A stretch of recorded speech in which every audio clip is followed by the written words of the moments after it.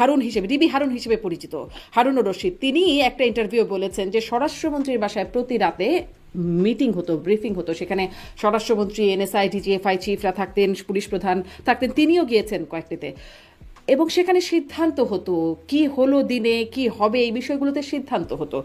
মানে তখন কি আসলে সিদ্ধান্ত নিয়ে পুলিশ এইরকম ভূমিকায় ছিল? আমি আপনার এই প্রশ্নটা ঠিক বুঝতে পারিনি। মানে এই পুলিশকে যে ভূমিকায়, পুলিশের ভূমিকা খুবই সমালোচিত হচ্ছে এখনো পর্যন্ত। শোনেন, আপনাকে একটু বলি। বড় করে যখন ঘটনাটা আরো ছড়িয়ে পড়লো, মানে সেটি হচ্ছে আবু সাইদ হত্যাকাণ্ডের পর, মানে আমি আসলে ঘটনার পরিক্রমার দিকে আসছি, তা সেখানে জি। সেখান থেকে আসলে বিশালভাবে ক্ষোভ ছড়িয়ে পড়লো যখন সেই ফুটেজটা আমরা দেখলাম যে কিভাবে নিরস্ত্র আবু সাইদকে উপর পুলিশ গুলি করলো। অ্যামনেস্টি ইন্টারন্যাশনাল স্যাটেলাইট ইমেজ বিশ্লেষণ করে বলছে 15 মিটার দূরত্ব থেকে একবার না একাধিক গুলিতে আসলে রাবার বুলেটে তিনি নিহত হলেন। এবং তারপর মানে প্রথমে হচ্ছে পুলিশ গুলি করলো কেন, আচ্ছা সেটা করলো, পুলিশের দায়। তারপরে আসলাম যেই এফআইআর হলো পরে, সেখানে দেখা গেল জামাত বিএনপি শিবিরের নেতাকর্মী এবং অজ্ঞাত 2-3 হাজার ব্যক্তির বিরুদ্ধে মামলা হলো। ময়না তদন্তের রিপোর্টে আসলো যে পুলিশের 6টা গুলিতেই আবু সাইদের মৃত্যু হয়েছে। তারপরে 17 জুলাই মানে ঘটনার পরদিন মাননীয় তখন তৎকালীন প্রধানমন্ত্রী তিনি কথা বললেন, তিনি বললেন সরকার অনেক ধৈর্যের পরিচয় দিচ্ছে, আন্দোলন প্রসঙ্গে অনেক কথা বললেন, কিন্তু সেখানে একবারও আবু সাইদের কথা বললেন না।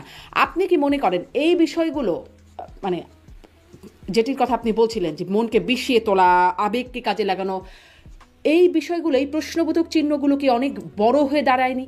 এগুলোর কি কোনো সদুত্তর আছে? আপনি যে বিষয়টি বললেন না, আপনি মানে পুরো জিনিসটা ব্যাখ্যা করে ওইটার বেসিসে প্রশ্নটা তুলছেন। আমি যেটা বলতে যাচ্ছি সেটা হচ্ছে যে মাননীয় প্রধানমন্ত্রী ওই 16 তারিখের পরে কিন্তু জাতীয় উদ্দেশ্যে ভাষণ দিলেন, হ্যাঁ। এবং সেদিন কিন্তু উনি কন্ডোলেন্স এক্সপ্রেস করলেন যারা, সেদিন তো শুধু আবু সাইদ না, আরো আরো 5 জনের মৃত্যু হয়েছিল, আপনার যদি মনে থাকে। কিন্তু কারো নাম বলেননি। হ্যাঁ, এবং ঢাকা কলেজের ছাত্রলীগের একটা ছেলে, তারও সেও কিন্তু হত্যাকাণ্ডের শিকার হয়েছিল 16 তারিখে। 6 জনের একজন ছিল। উনি কারো নাম বলেননি।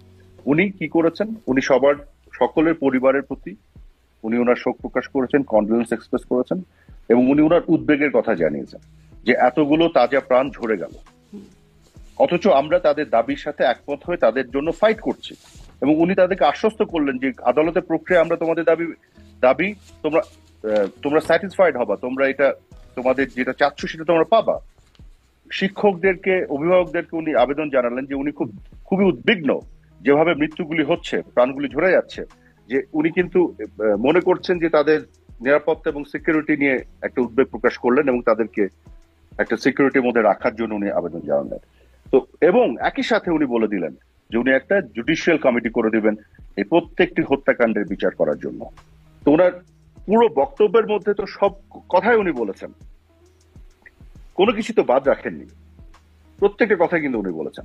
হ্যাঁ, এখন আমি যেটা মনে করি যে তারপরেও একটার পর একটা ঘটনা এমন ভাবে আনফোল্ড করা শুরু করলো, তারপরে তো 19 তারিখ আসলো। 19 তারিখে যে ঘটনাটা ঘটলো, আপনার সেতু ভবন থেকে শুরু করে, দুর্যোগ ব্যবস্থাপনা ভবন থেকে শুরু করে, ডেটা সেন্টার, মেট্রো রেল, এটা মানে যেভাবে, তারপর বিটিভিতে আক্রমণ, ভিতরে ঢুকে আগুন জ্বালিয়ে দেয়, ভিতরে লোকজন 200-র উপরে কর্মচারী আটকে গেছিল, তাদের সব আগুনে পুড়ে মারা যাওয়ার অবস্থা হয়েছিল। এই বাস্তবতাগুলি তো একটার পর একটা আসলো, এবং আরো মৃত্যুর ঘটনা হওয়া শুরু করলো। তখন তো উনি ইউনাইটেড নেশনসকে ইনভাইট করলেন ইনভেস্টিগেশন আসার জন্য, মানুষকে আশ্বস্ত করলেন। আমাকেও দায়িত্ব দেওয়া হয়েছিল বিদেশি বিভিন্ন সংস্থার সাথে যোগাযোগ করা, তাদের ফরেন্সিক এক্সপার্ট আনা, আমরা চেয়েছিলাম একটা প্রপার ইনভেস্টিগেশন হোক। কিন্তু এইটা যেভাবে আপনার টেনশনটা ক্রিয়েট করা হচ্ছিল একের পর এক করে, আপনার ক্যাজুয়ালিটি বাড়ানো, মানে মৃত্যুর উপর দিয়ে আরো যত মৃত্যু হবে তত ত্বরান্বিত করা যাবে শেখ হাসিনার পতন, ব্যাপারটা ওই জায়গায় নিয়ে যাওয়া হয়েছিল। আমরা যখন মৃত্যুর খবরগুলি আসতো, আমরা কিন্তু পুরা, কি বলবো আপনাকে, মানে আমাদের বুকের উপরে এসে ভারী হয়ে পড়তো এক একটা মৃত্যু। কারণ আমরা তো তখন সরকারে, আমরা তো জানি যত ক্যাজুয়ালিটি হবে তার দায় আমাদের, এবং আমরা বুঝতে পারছি যত ক্যাজুয়ালিটি হবে তত টেনশন বাড়বে, তত কিন্তু মানুষের মন বিষিয়ে যাবে। কাজে মৃত্যুগুলি কাদেরকে বেনিফিট করেছে, কারা এই মৃত্যুর উপর দিয়ে আপনার কোটা আন্দোলন থেকে এক দফায় গেল শেখ হাসিনার পতন নিশ্চিত মৃত্যুগুলো করা? এখন নিঃসন্দেহে বলা চলে যে এখন যদি এরকম মৃত্যু না হতো তাহলে হয়তো সরকার পতন হতো না, এই সরকার আসতো না। এখন হয়তো এরকম, কিন্তু যদি সরকার টিকে যেত তাহলে তো মৃত্যুগুলোতে আপনারাই বেনিফিটেড হতেন, মানে টেকার জন্যই এরকমটা চলতো। না না না না, আমি বুঝতে পারলাম না আপনার কথাটা। সরকার টিকে গেলে আমরা কি করে বেনিফিটেড হতাম? সরকার আন্দোলন দমানোর জন্য সরকারকে কিছু কৌশল নিতে হয়েছে। আমরা পুলিশকে গুলি করতে দেখেছি, পুলিশ ভ্যান থেকে লাশ ফেলতে দেখেছি, মানে এই ঘটনাগুলো আমরা ভিডিও মানে ফুটেজ দেখেছি। বাস্তবতা কি? হাইপোথেটিক্যাল কথা বলতে লাভ নাই। সরকার তো টিকে নাই, তার মানে সরকার তো পড়ে গেছে। টেকার চেষ্টা তার তো মানে করেছে। না সেটা তো অন্য জিনিস, বাট টিকে তো নাই। তার মানে বেনিফিশিয়ারি কে মৃত্যুগুলোর? আমরা কি বেনিফিশিয়ারি হলাম? আমরা তো হই নাই। বাস্তবতাটা কি? হাইপোথেটিক্যাল এটা হলো কি হতো ওইটা নিয়ে আমরা কথা বললাম। টেকার চেষ্টায় আপনারা সফল হলে বেনিফিশিয়ারি কে হতো?